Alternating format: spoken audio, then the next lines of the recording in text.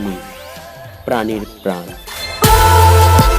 সুস্বাস্থ্যৰ বাবে যিদৰে পুষ্টিকৰ খাদ্যৰ প্ৰয়োজন, ঠিক তেনেদৰে পানীও আমাৰ শৰীৰত গুৰুত্বপূৰ্ণ ভূমিকা পালন কৰে। বৰ্তমানৰ ব্যস্ত জীৱনত আমি যেতিয়া বাহিৰলৈ কৰ্মসূত্ৰে বা আন কাৰণত ওলাই যাওঁ, আমি তৃষ্ণা নিবাৰণ কৰিবলৈ প্লাষ্টিক বটলত পানী ব্যৱহাৰ কৰি আহিছোঁ। কিন্তু এই প্লাষ্টিক বটলৰ পানী আমাৰ বাবে হ'ব পাৰে বহুত অপকাৰী। সেয়েহে আমাৰ স্বাস্থ্যৰ কথা চিন্তা কৰিয়েই আমাৰ বৈজ্ঞানিকসকলে ইয়াৰ বিকল্প হিচাপে উদ্ভাৱন কৰি উলিয়াইছে পানীৰ কেপচুল, যাক উহ কেপ ৱাটাৰ নামেৰে জনা যায়, যাক আপুনি পি নহয় চবাইহে খাব লাগিব। শুনিবলৈ আচহুৱা হ'লেও এয়াই সত্য। ভৱিষ্যতে বজাৰত উপলব্ধ হ'ব লগা এই উহ কেপ ৱাটাৰ লণ্ডনস্থিত স্কিপিং ৰকছ লেব নামৰ এক লেবত প্ৰস্তুত কৰি উলিওৱা হয়।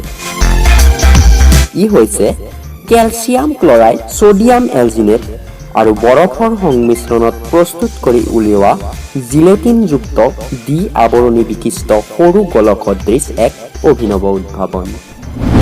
ভৱিষ্যতে প্লাষ্টিক বটলৰ পানীৰ বিকল্প ৰূপে এই উহ কেপ ৱাটাৰে আমি তৃষ্ণা নিবাৰণৰ বাবে ব্যৱহাৰ কৰিব লাগিব।